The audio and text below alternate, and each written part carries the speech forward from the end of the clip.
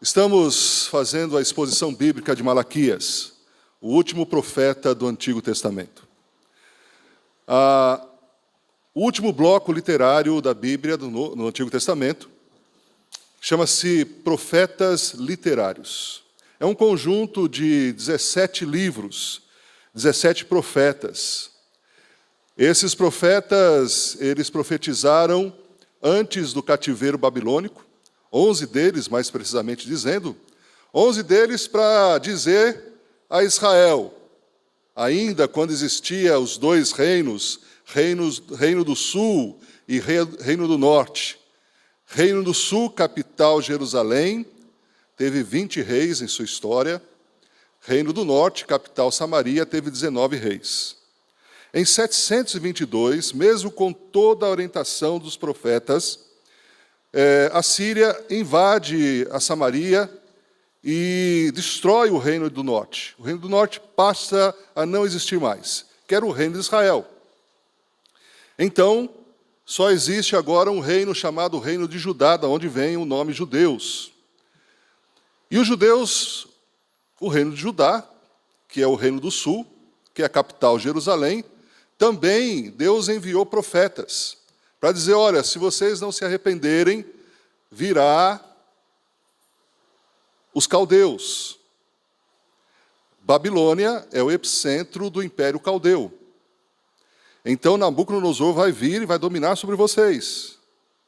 Olha o que aconteceu com o outro segmento do reino. Mesmo assim, eles não seguiram a voz dos profetas. A monarquia, não só a liderança, mas o povo inteiro também. Eles se rebelaram contra Deus. Eles se tornaram idólatras. Eles fizeram coisas abomináveis diante dos olhos do Senhor e quebraram a aliança com o Senhor. Então, em 586 a.C., Nabucodonosor, depois de 2 anos de sítio, ele finalmente entra em Jerusalém, destrói o templo, muitas pessoas morrem, mulheres, crianças, e boa parte do povo, principalmente os jovens, mais promissores, são levados para o cativeiro. Esse cativeiro, segundo o profeta Jeremias, capítulo 25, versículo 11, diz que eles ficariam lá 70 anos. Passaram-se 70 anos, eles retornam. Retornam em levas. Os que retornam com a esperança da reconstrução de Jerusalém. Jerusalém está devastada. Há uma miscigenação, uma contaminação espiritual, da onde vêm os samaritanos. A raça dos samaritanos é a composição de judeus misturados com não-judeus. E aí, então, Deus levanta pessoas para essa reconstrução, como, por exemplo, Esdras, Neemias, são levantados por Deus. Neemias reconstrói os muros, Ageu, o profeta, o templo, Esdras, o sacerdócio. Então, quando nós abrimos as páginas do último livro do Antigo Testamento, tudo isso já passou. Tudo isso já, para os ouvintes originais de Malaquias, é história, passou. E eles ainda estão presos no passado. E, assim, muro restaurado, sacerdócio restaurado, templo reconstruído, eles começam a se acostumar com o sagrado. Esse é um perigo para todo aquele que serve a Deus. Se acostuma com aquilo que é sagrado e transforma o sagrado em uma coisa muito comum. Além disso, eles quebraram os sacerdotes, porque o principal líder aqui, na época de Malaquias, são os sacerdotes. Os sacerdotes, eles têm uma influência, eles dirigem o culto a Deus, eles recebem as ofertas, eles anunciam a palavra, eles são os professores, eles são os mestres. Mas eles fazem tudo isso de forma muito desleixada. E o povo, influenciado pelos seus líderes, também manifesta um culto que cada reunião que eles têm, Deus ainda detesta mais a reunião. Já o profeta Isaías já tinha falado sobre isso, Amós tinha falado sobre isso, Malaquias volta a falar sobre essa questão de um culto que não agrada definitivamente a Deus. É um culto que desonra o nome de Deus, é um culto que não reconhece o amor de Deus. E já na primeira mensagem, já nas primeiras linhas de Malaquias, ele vai dizer assim, peso da palavra do Senhor, sentença da palavra do Senhor, para dizer assim, olha, aquilo que eu vou vos dizer não é algo agradável, não espere uma mensagem de conforto e de consolo. Vocês estão sendo julgados por Deus. Vocês estão no tribunal do Altíssimo. Porque aquilo que vocês estão oferecendo para o Senhor tem desonrado o nome do Senhor. Vocês não estão reconhecendo o amor de Deus. E Deus fala, olha, se eu sou pai, aonde está a minha honra? Se eu sou Senhor, onde está o respeito, o temor ao meu nome? Porque eles fazem tudo de forma desleixada. O povo está numa situação de pobreza, sim. E os sacerdotes, eles são corruptos. Eles são parciais. Eles privilegiam alguns em detrimento de outros. E Deus vê tudo isso. Às vezes nós pensamos que quando nós vamos cultuar a Deus, Deus não está olhando, Deus não está percebendo, Deus não está sondando nossos corações, mas está. E então essa palavra ela vem para fechar a voz profética. Depois de Malaquias, não se ouve mais a voz profética durante 400 anos. Deus silenciou. É como se Deus falasse assim, mandei 17 profetas. 11 antes do cativeiro babilônico. 3 durante o cativeiro, e mais 3 depois do cativeiro, 17 profetas, e o povo não atendeu. Lógico, quando a gente fala povo, nós estamos falando de uma forma geral, houve muitos que atenderam, né? Mas no contexto geral de liderança e representatividade maior, a maioria não seguiu aquilo que Deus orientou pelos seus profetas. E Deus então silenciou a voz. Só que o silêncio da voz profética não deixou as ações na história, porque Deus está preparando o mundo para a chegada do Messias. Esses 400 anos foi como se a preparação, porque a palavra de Deus diz no Novo Testamento que Jesus veio na plenitude dos tempos. Então tudo foi preparado para a chegada do Messias, para que o Evangelho fosse propagado, anunciado em todo o mundo. Nós estamos falando de um império que dá a certa paz romana nas viagens, as estradas romanas, uma língua internacional da época, que era mais falada do que o inglês é hoje, toda uma expectativa, e aí então veio o Messias.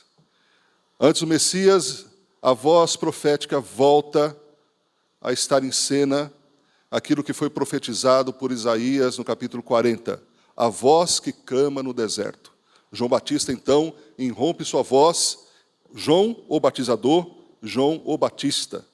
Então, ele vem para preparar o caminho do Senhor, para preparar o caminho, as veredas do Messias. E é interessante que com toda a pompa e todo o luxo que se tem no Templo de Jerusalém, porque Herodes manda fazer uma reforma e coloca mármore branco e ouro e investe muito dinheiro para embelezamento do templo, para ser reconhecido pelos judeus, porque Herodes não é judeu, é idumeu. Está tudo errado. As páginas do Novo Testamento são abertas com a religião em decadência. A religião que foi já em decadência nos 400 anos antes, e agora mais ainda, porque os sacerdotes são ainda corruptos. Anás e Caifás. O templo belíssimo, uma das orgulho nacional do judeu. O judeu vinha de longe, caminhava quilômetros de distância para chegar e contemplar a beleza do templo de Jerusalém. Mas Deus não aceita. Aquele luxo, toda aquela vestimenta colorida, talar, dos sacerdotes, dos fariseus e dos religiosos. O que acontece? A multidão começa a ir para o deserto, para ouvir verdadeiramente um homem de Deus, para ouvir verdadeiramente um profeta de Deus. Porque o que se tem em Jerusalém não representa a vontade de Deus. E aí então nós vamos para o texto do capítulo 2 agora, Malaquias capítulo 2.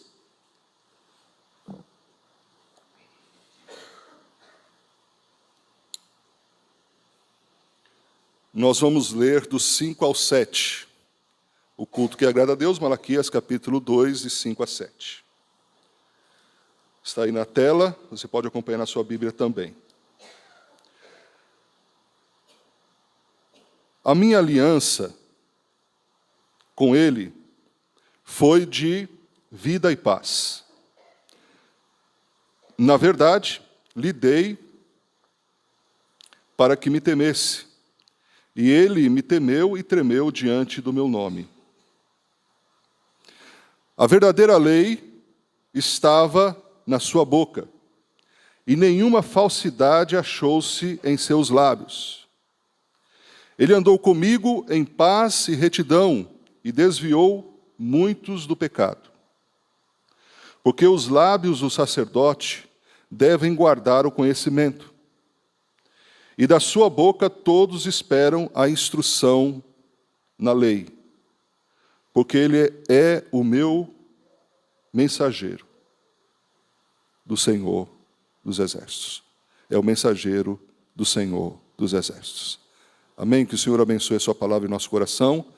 Já oramos para esse momento aqui, disposição da palavra. Sigamos então o que o texto nos diz. Há uma rejeição declarada de Deus em relação aos sacerdotes. E por que Deus rejeita os sacerdotes? Se nós olharmos para o versículo 2 do mesmo capítulo, pode deixar acesa, por gentileza? Fica melhor para... Obrigado. Capítulo 2, versículo 2, vai dizer o seguinte: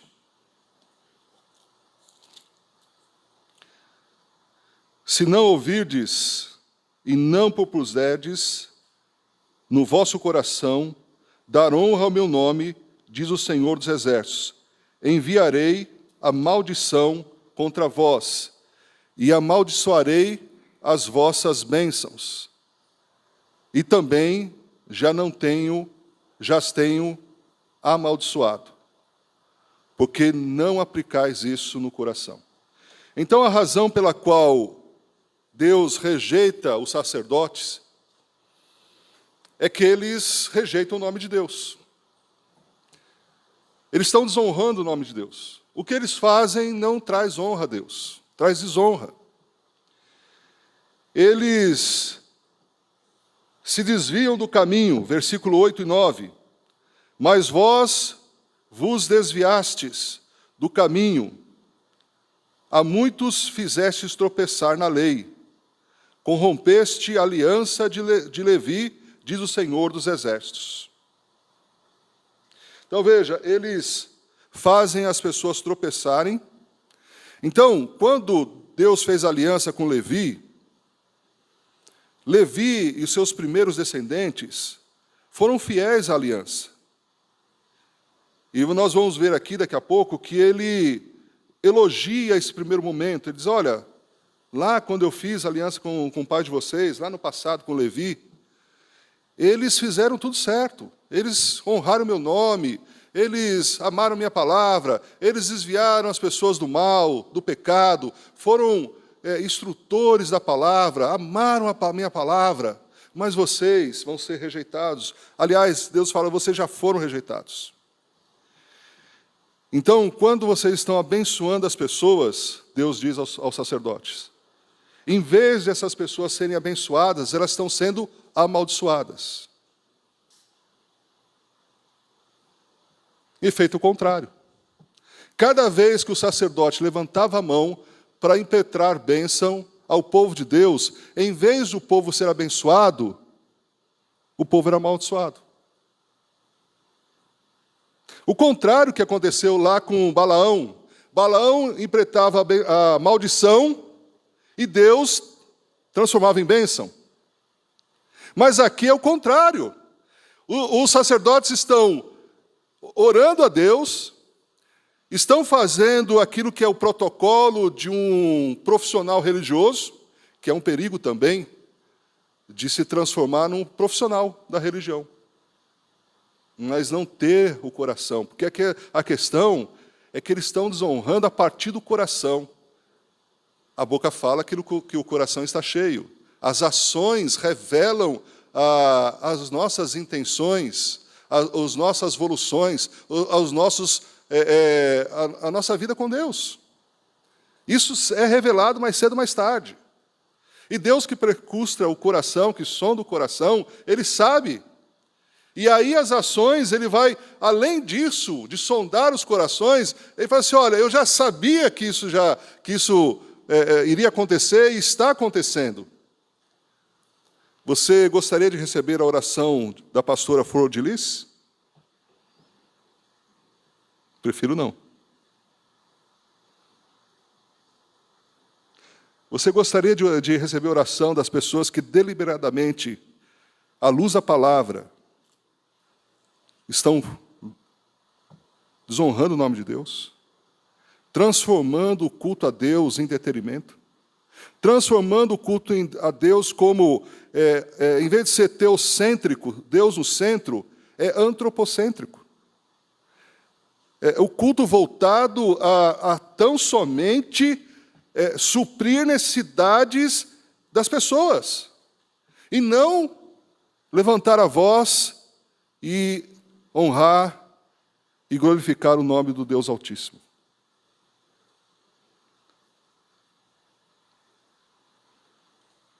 E eles então são rejeitados por Deus, eles quebram a aliança levítica. E aí que Deus faz? Olha, as suas bênçãos serão transformadas em maldições. A vossa descendência não vai continuar. Vai acabar. E acabou mesmo. O sacerdócio levítico acabou. Quando veio Jesus inaugurou um novo sacerdócio. Que sacerdócio é esse? Da ordem de Melquisedeque. Não é mais o sacerdócio levítico. Então, houve uma reconfiguração, uma repaginação, quando se pensa na questão do sacerdócio. Do que é ser sacerdote? Em 1 Pedro, capítulo 2:9, vai dizer que somos um reino sacerdotes. Abra sua Bíblia lá em 1 Pedro. Esse texto nos lança a luz aqui para a nossa compreensão mais profunda. 1 Pedro 2:9. Vai dizer assim: mas vós sois a geração eleita, o sacerdócio real, a nação santa, o povo adquirido, para que anuncieis as virtudes daquele que vos chamou das trevas para a sua maravilhosa luz. Olha o detalhe: vós sois sacerdócio real. Sabe o que significa? Significa que eu e você somos sacerdotes diante de Deus. Nós somos sacerdócio real, nação santa, povo adquirido. Então, houve uma democratização em relação ao sacerdócio. Então, quando nós olhamos um texto que traz uma repreensão aos sacerdotes, nós podemos trazer para nós, porque nós somos sacerdotes. Cada homem casado que tem sua família é um sacerdote do seu lar. Todos nós somos sacerdotes diante de Deus. Então não tem mais aquela figura, que a oração do pastor é mais forte ou é mais ouvida por Deus. Não. Você, diante de Deus, à luz do Novo Testamento, você exerce um sacerdócio. à luz da palavra de Deus. Você pode se dirigir a Deus em nome de Jesus. Não tem essa de corredor 318, não tem essa de ungidão, né? Aquele que é mais ungido que os outros. Não, todos nós somos ungidos, porque todos nós temos o Espírito Santo. O problema da unção é que uns são, outros não. Não. No Novo Testamento não existe isso. No Novo Testamento diz que todos nós somos ungidos, porque todos nós fomos selados com o Espírito Santo. Então, você, por exemplo, que vem aqui, você, meu irmão, você não vem assistir um culto. Você não vem observar como está sendo feito. Você vem prestar um culto a Deus. Você vem oferecer um culto a Deus. Você não vem para dizer, a música está como se fosse um consumidor da fé. Não. Deus vê mais os bastidores, né? Vê mais a performance. Nós que estamos aqui na frente, nós olhamos e vemos assim, e a gente olha assim pelo semblante e fala assim, essa pessoa está adorando a Deus. Essa pessoa veio para adorar. Essa pessoa veio para prestar um culto a Deus. Ela não veio para dizer, olha, eu gostei, eu não gostei. Não, espera aí, o culto não é para você. O culto é para Deus. É Deus que tem que ser glorificado. É Deus que tem que ser agradado. E Malaquias traz isso. Porque eles estavam privilegiando alguns que tinham bens e posses. Como acontece até hoje. Se você dá em determinados segmentos, infelizmente, religiosos e evangélicos, está difícil. Se você oferece uma quantia de dinheiro, você recebe uma oração especial. Se você leva alguma coisa ungida, entre aspas, para casa, você vai ser abençoado. Se você levar sal e colocar nos 4 cantos da casa, a sua casa vai ser protegida. Irmãos, isso é paganismo puro. Isso não é um culto bíblico. Isso não é o culto que agrada a Deus definitivamente. E eles foram rejeitados, descontinuou ali a descendência. Os filhos destes já não vão ser mais sacerdotes.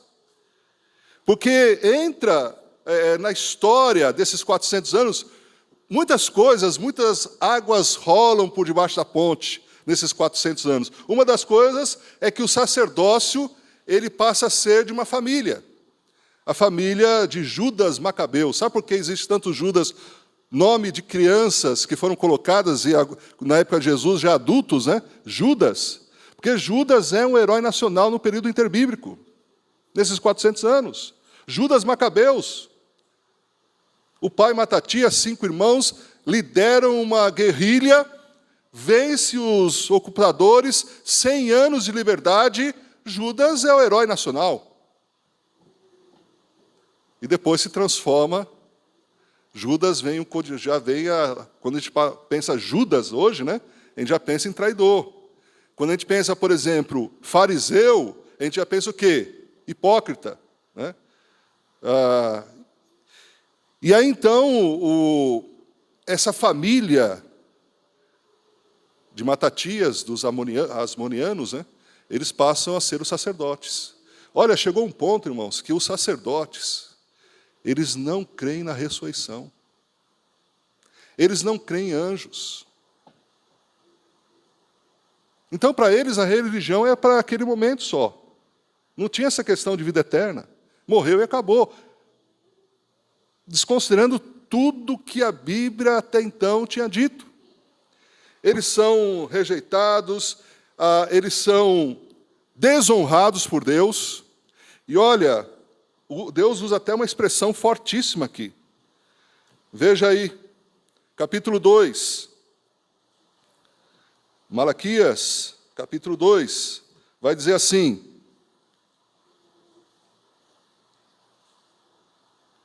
Versículo 3. Eis que reprovarei a vossa semente, ou a vossa descendência. Espalharei esterco. Excremento. Não preciso nem traduzir isso. Sabe o que é? Deus fala assim, ó, vou pegar e vou esfregar na sua cara. Porque vocês estão me desonrando. O esterco, o excremento das vossas festas solenes. E para junto destes sereis levados. Porque o excremento, porque assim, o culto do Antigo Testamento era um culto de sacrifício de animais. Era uma expiação, um tipo de expiação de pecados. Antes da vinda de Jesus, Jesus é o Cordeiro de Deus, a partir do momento que Jesus foi colocado como sacrifício, não é necessário mais fazer sacrifício de animais. Qualquer sacrifício de animal é uma abominação diante de Deus. É desprezar a obra da cruz. Porque na obra da cruz, o Cordeiro de Deus morreu uma vez por todas. E quando nós nos recorremos a Jesus, nós temos a garantia do perdão dos nossos pecados pelos méritos de Jesus Cristo.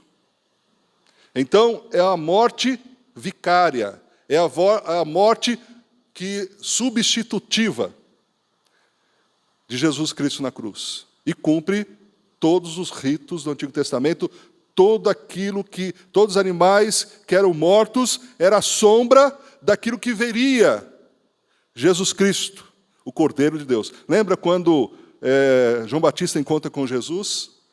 João Batista diz, eis o Cordeiro de Deus que tira o pecado do mundo. Quem revelou isso a João Batista? O próprio Deus. Então não precisa mais sacrifício de animais, mas naquela época, antes da vinda de Jesus, era um fator de expiação. Então o culto tinha a ver com levar um animal, desde a época do tabernáculo, para que esse animal inocente pagasse pela culpa dos pecados. E aí havia uma imolação, esse animal era tirado sangue, tinha lá o altar da propiciação, tinha lá o altar de incenso, tinha toda uma estrutura religiosa para isso. E aí as partes do animal comestível, né, era dado para o sacerdote.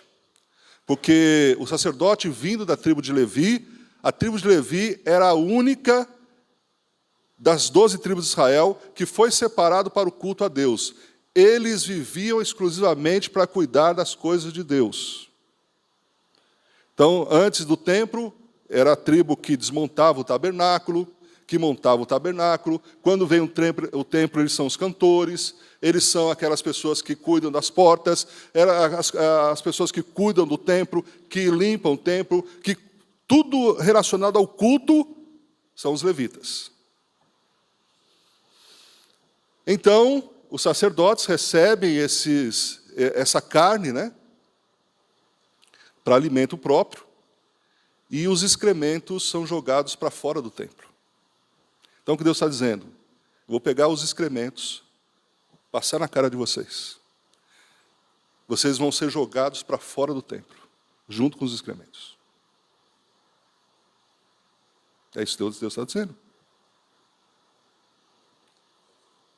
Além disso, liderança rejeitada, liderança desacreditada, versículo 9, vai dizer o texto. Por isso também eu vos fiz desprezíveis e indignos diante de todo o povo, visto que não guardastes os meus caminhos, mas fizeste acepção de pessoas. Bom, o culto que agrada a Deus é o culto que é realizado, ofertado por uma pessoa que está em aliança com Ele. É o fiel à aliança. O texto está dizendo que a tribo de Levi foi destacada por ser uma tribo, no passado, que eram fiéis à aliança com Deus. O que é ser fiel à aliança? É cumprir um acordo, um pacto. Foi feito um acordo. Costuma-se dizer, aquilo que é combinado não é caro, Não é barato nem caro. Combinou. Então Deus combinou com eles, olha, eu vou dar para vocês vida e paz, e vocês vão cuidar das coisas que pertencem a mim. Vamos fazer esse acordo? E aí Levi e seus filhos, vamos fazer, Deus. Estamos juntos, somos parceiros, né? Vamos glorificar o teu nome, não só aqui, nas fronteiras de Israel, vamos levar o teu nome é glorioso, deixa com a gente, Deus, nós vamos fazer tudo possível para te servir. Não é assim quando a gente começa a vida cristã? O novo convertido é uma bênção, né? Primeiro amor. Novo convertido, se você falar para o novo convertido assim, olha, nós vamos ter aqui um mutirão de limpeza da igreja. Ele é o primeiro a chegar. Olha, nós vamos ter aqui vigília de oração toda sexta-feira. Ele vem. Por quê? Porque ele está no primeiro amor. Se você falar para o novo convertido, olha, nós vamos evangelizar todas as casas, nós vamos visitar de 2 em 2 todas as casas num raio de 500 metros ao redor da igreja. Ele vai. Ele diz assim, como Levi dizia, olha Deus, conta comigo, estamos juntos. O seu nome é mais importante que tudo. Deus, eu vou te amar de todo o meu coração. Eu vou te amar mais do que eu amo minha esposa, eu vou te amar mais do que eu amo meus filhos, eu vou amar mais do que eu amo a minha família. Senhor, o Senhor tem espaço no meu coração, reine sobre mim. Foi isso que nós cantamos.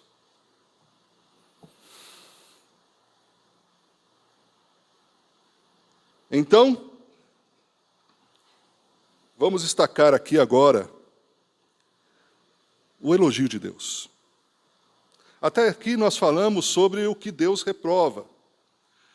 A quem Deus reprova? Deus está reprovando descendentes legítimos de uma aliança feita no passado. Deus está rejeitando pessoas que só fazem isso na vida naquela época. Deus está rejeitando pessoas que estão numa casa que foi separada para que ele fosse glorificado, o templo. Deus está rejeitando as pessoas que se vestem adequadamente para prestar um culto a Deus. Mas eles não estavam com o coração nisso. Esse que é o ponto. E aí então, Deus vai mostrar um contraste aqui, né?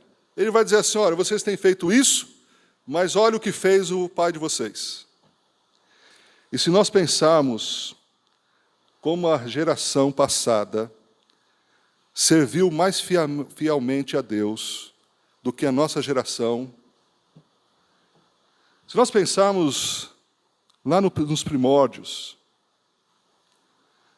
quando chegaram aqui na nossa nação os primeiros, que desbravaram as serras gaúchas, que plantaram igrejas, que não tinha nenhum conforto, que não tinham automóvel, que tinham que andar quilômetros para cultuar a Deus, que sofriam perseguição. O culto que agrada a Deus é prestado por pessoas fiéis à aliança com Ele. 3 ações de uma pessoa que é fiel à aliança. Primeiro, a pessoa que é fiel à aliança com Deus é uma pessoa que ama a palavra de Deus. O que é amar a palavra de Deus? É conhecer a palavra de Deus, é ler a Bíblia. Existe muito analfabetismo bíblico. Pessoas não conhecem a Bíblia, não leem a Bíblia. Deixa eu contar uma história. Um pastor chegou na hora da escola bíblica dominical, e aí chegou mais cedo, e tinha alguns juniores já esperando na classe. E ele perguntou para os juniores, fez uma pergunta bíblica, né? Quem derrubou os muros de Jericó? E eles então abaixaram a cabeça e um disse assim, pastor, não foi a gente não.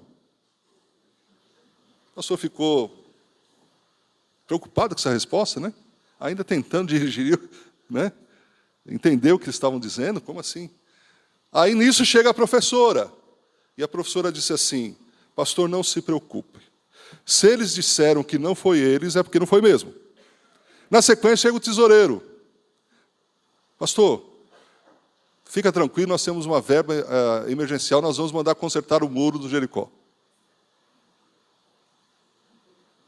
E o diácono chega para completar e diz assim: pastor, eu bem sabia, esses meninos são levados.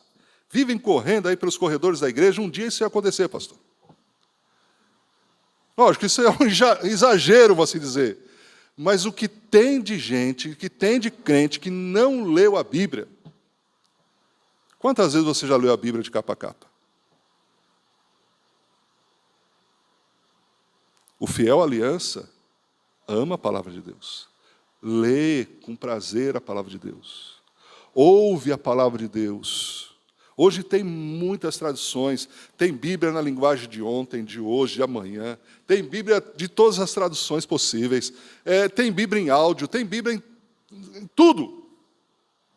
Tem no aplicativo do celular.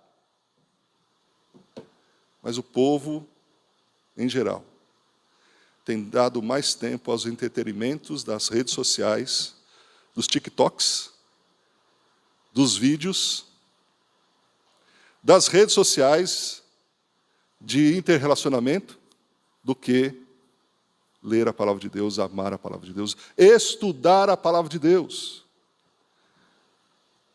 Para mim, irmãos, uma igreja bíblica é uma igreja que a maioria dos seus membros frequentam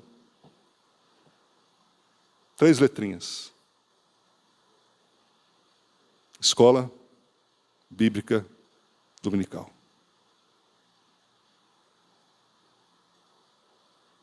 Escola Bíblica Dominical.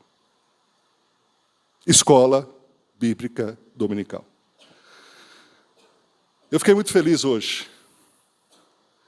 Muitos irmãos na Escola Bíblica Dominical. Aprendendo a palavra de Deus, desde a tenridade. Desde bebezinho. Aprendendo a palavra de Deus. Amando a palavra de Deus.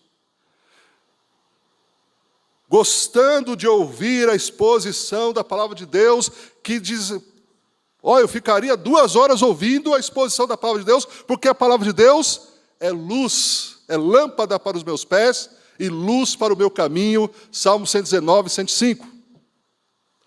O fiel aliança é aquele que ama a palavra de Deus. Veja aí o texto.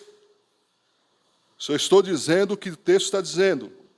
A minha aliança foi com ele, de vida e paz. E lhes dei para que temesse, então me temeu. Assombrou-se por causa do meu nome. A lei da verdade estava em sua boca. A lei da verdade estava em sua boca. Versículo 7. Porque os lábios do sacerdote devem guardar o conhecimento. E da sua boca devem os homens buscar a lei, porque ele é mensageiro do Senhor. Então, se a correlação está correta, do Novo Testamento, interpretando, lançando luz para esse texto, em relação ao sacerdócio, dizendo que nós somos sacerdotes de Deus, então, para que sejamos sacerdotes aliançados com Deus, fiéis à palavra de Deus, consequentemente, em a linha de raciocínio, nós devemos amar a palavra de Deus. Devemos ler, estudar, pesquisar, não ficar na superficialidade, não ficar apenas... Porque quem não conhece a palavra se torna vulnerável a tantas ideias e tantas ideologias estão por aí. Não tem substância, não tem conteúdo, não tem... E outra, não só... o texto está dizendo assim, não só você vai estudar, ler a palavra de Deus, que é ter para você, mas você vai ser o mensageiro de Deus, comunicando a palavra de Deus para as demais pessoas. Aquele que as pessoas vão dizer, olha, eu vou falar com aquela pessoa, porque aquela pessoa tem a palavra de Deus em sua mente e em seu coração. O que sair da boca dele vai ser bênção e não maldição. Vai ser bênção porque é a palavra de Deus. Não vai ser uma autoajuda, não vai ser um conselho, não vai ser um ditado qualquer, vai ser a instrução correta da palavra de Deus. Olha, meus irmãos, tem muita coisa que eu não sei. Tem muitas ciências que eu nem me aventuro a dizer alguma coisa. Mas de Bíblia eu sei. De conhecimento bíblico eu sei.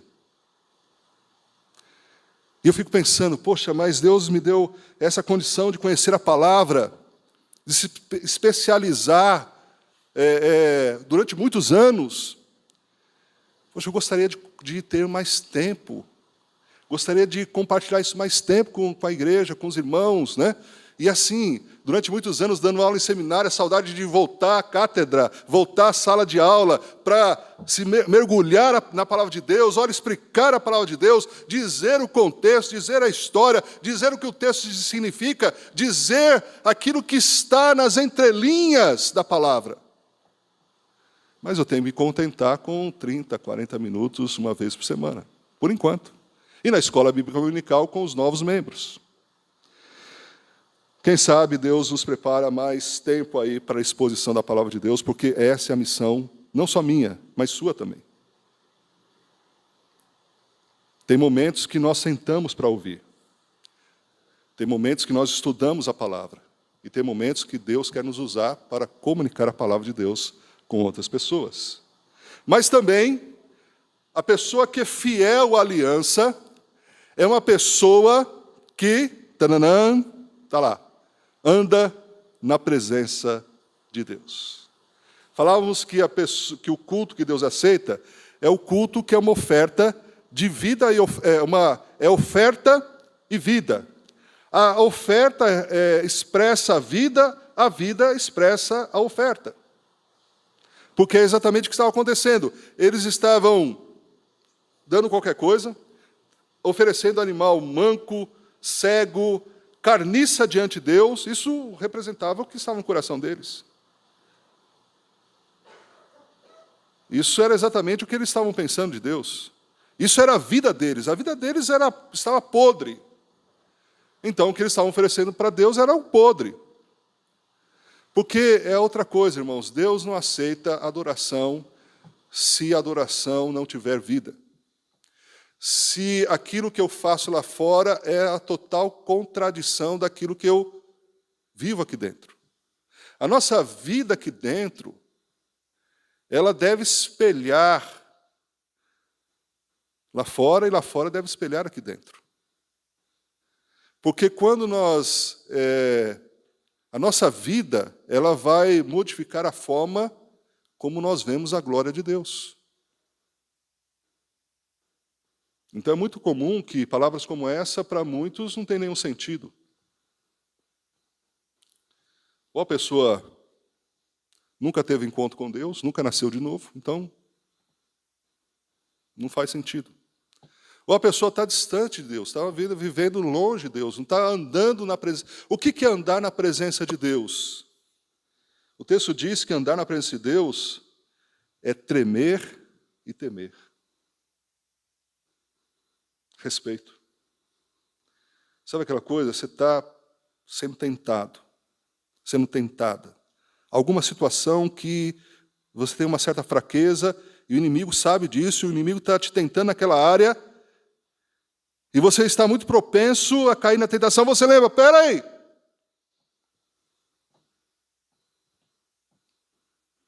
Não. Eu temo a Deus. Em respeito a Deus, eu não vou fazer isso. O respeito a Deus nos livra. Só o respeito ao nome de Deus pode nos livrar da sedução do pecado. Só o respeito ao nome de Deus pode nos livrar de temer os homens. Só o respeito ao nome de Deus pode nos livrar do temor de açoites, prisões e até mesmo a morte. A glória de Deus é melhor do que os aplausos humanos. Então, a pessoa que anda com Deus, todos nós somos pecadores e Deus sabe as nossas fraquezas, mas Ele sabe também a nossa luta. Porque a pessoa que nasceu de novo, a pessoa ela tem o Espírito Santo. O Espírito Santo vai orientar, vai direcionar, vai dizer, olha, cuidado. E a gente, então, por temor a Deus, a gente procura andar nos caminhos do Senhor. E Deus sabe o nosso coração. E nós temos a quem recorrer, o sangue de Jesus que nos purifica de todo pecado. Terceiro e último, pessoa que está fiel à aliança e o culto que Deus aceita é da pessoa que está sendo fiel à aliança com Ele. Ganha pessoas para Cristo. Olha o que o texto diz. Capítulo 2, versículo 6. E a iniquidade não se achou nos seus lábios, andou comigo em paz e retidão, e da iniquidade converteu a muitos. Você sabe que existe uma promessa, uma recompensa para o ganhador de almas? Daniel, capítulo 12, versículo 3, assim, os que a muitos conduzem à justiça, resplandecerão como estrelas eternamente, ou como estrelas do firmamento. Vamos lá para Tiago, capítulo 5, que fala também sobre essa questão.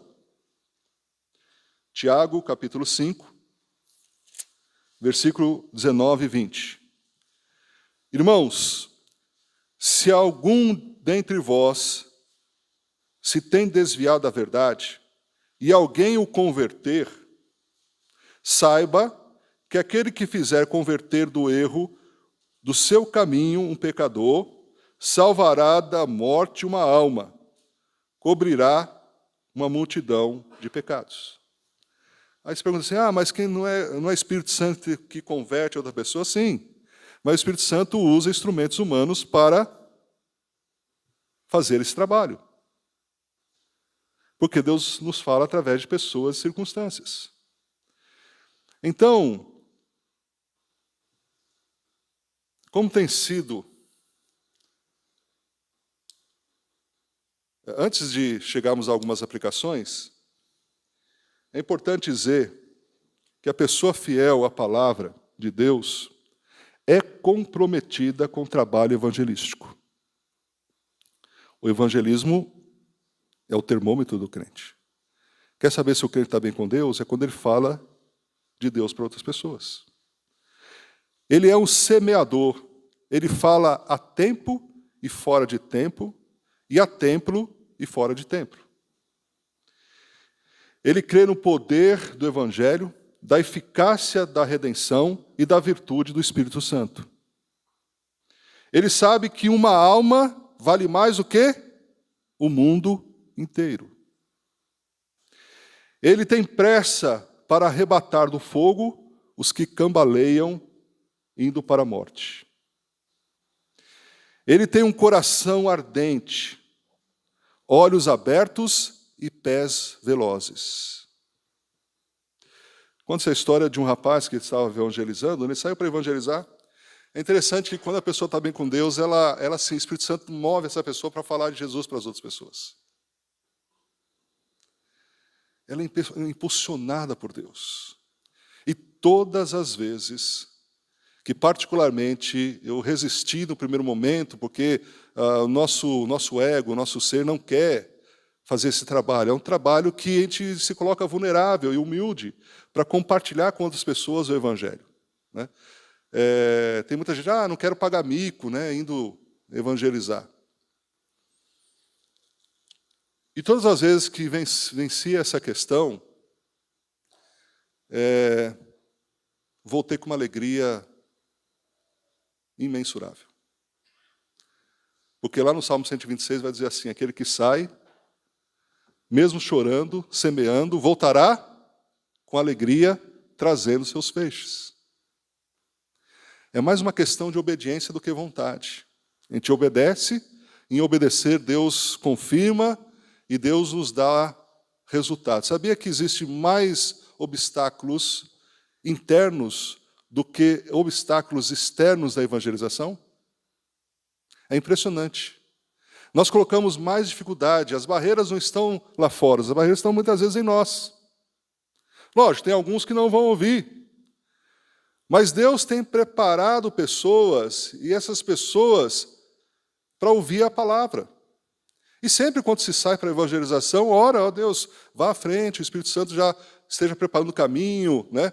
Me oriente a falar com a pessoa que está realmente buscando a Deus. Né? E é impressionante como a colheita acontece quando nós nos expomos a fazer o trabalho de evangelização. Então esse jovem saiu para evangelizar, sozinho. Sozinho, resolveu, olha, vou sair por aí, vou na vizinhança. E ele encontrou uma pessoa construindo um muro. E ele falou assim, irmão, eu sei que você está trabalhando, não quero interromper, não precisa parar o que você está fazendo, mas me deixa falar de Deus para você. Eu quero compartilhar do Evangelho. Você já conhece a Bíblia, já conhece o Evangelho? Não, não conheço, não quero saber, já tenho uma religião, né? Você está me atrapalhando. Não, desculpa, senhor, não quero ser indelicado, mas olha, é uma coisa importante, para todos nós sabemos, que é a questão da vida eterna.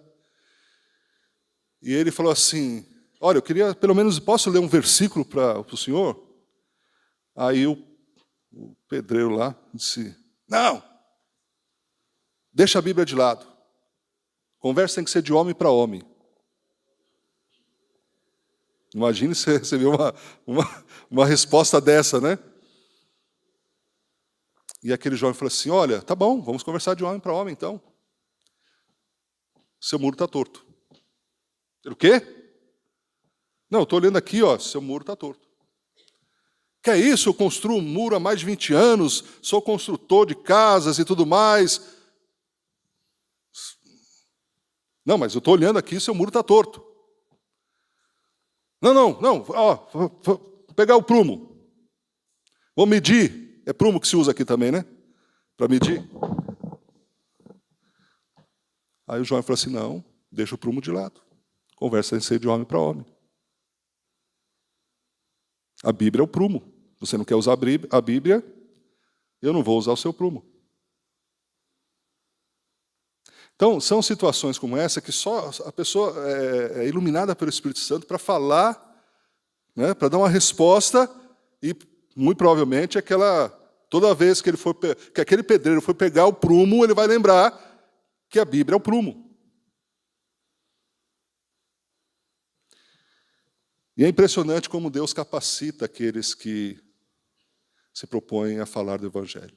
Até em situações mais difíceis. Até em lugares realmente que há uma oposição ferrenha. Mas se a pessoa se propõe a falar do Evangelho, Deus abençoa. A pessoa, então, que é fiel à aliança, ela ama compartilhar a palavra de Deus. Ela ama a palavra, ela ama pessoas, ela ama compartilhar a palavra de Deus. E ela se sente feliz em fazendo isso. Faça um teste. Um dia que você estiver para baixo, estiver emocionalmente destruído, estiver com muitos problemas para resolver, estiver numa situação de depressão, faça o teste. Depois você me fala. Tente evangelizar uma pessoa. Tente falar de Jesus para uma pessoa. É impressionante como isso funciona. Você resolve muita coisa emocionalmente, em termos de perspectiva, quando você para de olhar para si mesmo, para os seus problemas, e amar uma pessoa. Porque a melhor expressão de amor destinado a uma pessoa, segundo a palavra de Deus, é você falar de Jesus para a pessoa que não conhece Jesus. Volto a dizer, se você ama alguém, se você ama um parente, se você ama um filho, se você ama um cônjuge, se você ama alguém, seja parentesco, seja colega de serviço, uma pessoa que você, um amigo, uma pessoa que você gosta, uma pessoa que você quer fazer algo maravilhoso, fale da palavra para essa pessoa. Agora veja que uma coisa leva a outra. A pessoa cheia do conhecimento de Deus, ela vive e anda com Deus. Porque se não sabe o que Deus quer, como que eu vou andar na presença dele? Se eu nem sei quem é Deus. Nesse caso, a teologia determina a vida. A teologia influencia a vida. A Bíblia influencia a vida. Eu passo a viver conforme Deus quer. Porque eu conheço a palavra. Eu vivendo conforme Deus quer, eu apresento um culto a Deus que lhe é agradável. Se eu conheço a palavra de Deus, amo a palavra de Deus, ando com Deus, apresento a Ele o culto agradável a Ele, eu passo a compartilhar desse amor maravilhoso para as outras pessoas. Eu não guardo só para mim. É como se, por exemplo, nós recebêssemos uma notícia maravilhosa. Que vai abençoar a pessoa não só no momento, mas eternamente. E a gente sabe disso. É como, por exemplo, se nós tivéssemos a solução para uma doença epidêmica, o antídoto para um tipo de bactéria que as pessoas foram infectadas, e nós temos o conhecimento, nós temos a solução para a humanidade. Se nós não compartilharmos, nós seremos as piores pessoas da face da terra, seremos as pessoas mais egoístas da face da terra. Portanto, não compartilhar o Evangelho para as pessoas que não conhecem é ser egoísta, é pensar em si mesmo, é pensar apenas você não está em aliança com Deus. Definitivamente, a pessoa que não ama a palavra de Deus, a pessoa que não vive na presença de Deus, e a pessoa que não compartilha a palavra de Deus com as pessoas, não está aliançado com Deus e ponto final.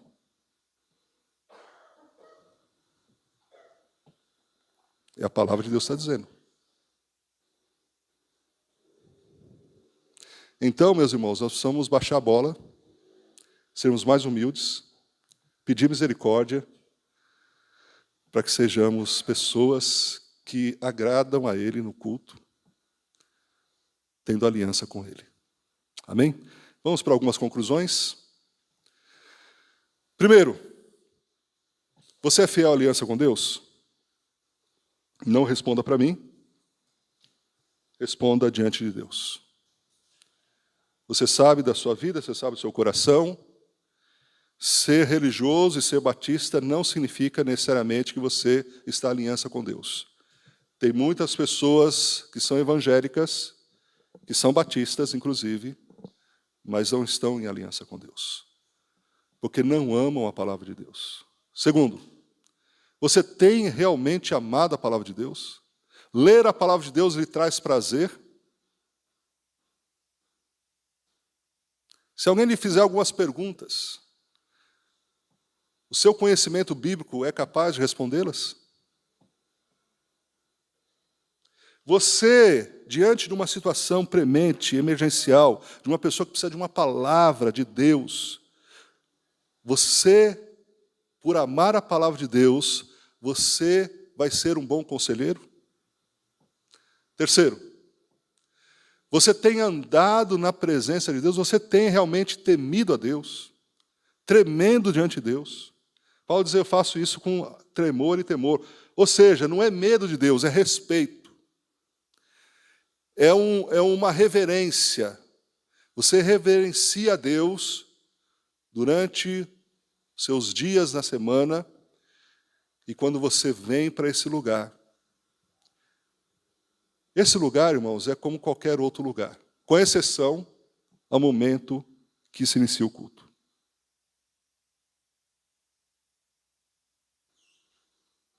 No momento que esse lugar reúne as pessoas para adorar a Deus, ele se transforma num ambiente sagrado. Então, algumas coisas nós precisamos alinhar.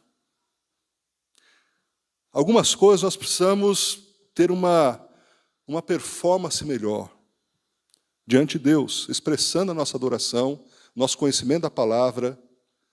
Então, meu irmão, começou o culto, os irmãos estão orando, não entre. Espere. Isso é reverência. Não fique conversando, o culto começou, conversa lá, conversa de cá, tal. Venha antes. É muito bom vir antes. Você vem tranquilo, escolhe o lugar, faz sua oração a Deus, aquieta o seu coração, ouve o prelúdio. Precisamos, irmãos, eu estou falando isso com muito carinho, com temor, diante da palavra do Senhor. Não poderia expor esse texto e dizer assim, está bom do jeito que está. Não está bom do jeito que está. Precisamos ter reverência, guardar nossos pés ao entrar na casa do Senhor. Se acostumamos com os irmãos, se acostumamos com os cultos, isso não pode continuar para o nosso próprio benefício, para que não sejamos rejeitados por Deus, para que o nosso culto tenha aceitação por Deus, para que as pessoas que venham a este lugar vão dizer, aquele povo cultua verdadeiramente a Deus, aquele povo teme a Deus, aquele povo respeita a Deus. Ah, aquela igreja, o ambiente é um ambiente espiritual, é um ambiente de adoração. As pessoas não vão de qualquer jeito, não chegam em cima da hora, não chegam no meio do culto, não ficam faltando demasiadamente ao culto. Cada domingo é uma configuração diferente dos membros dessa igreja. É um que vem um domingo, falta 3. É um que vem outro domingo, falta 2. Irmãos, não é para mim, é para Deus. É Deus que está olhando. Deus perscruta o seu coração, sonda o seu coração. E Deus deseja ser honrado por você e por mim, por essa igreja. Amém? Quarta e última, você tem ganhado pessoas para Cristo? Quem são seus filhos na fé? Quem você tem evangelizado? Quem você tem levado para Jesus? Quem, através da sua vida, vê que você é realmente uma pessoa diferente? Provavelmente você tem contatos interpessoais com muitas pessoas. Será que eles veem em você um verdadeiro crente? Quero convidar a equipe de louvor, vamos orar.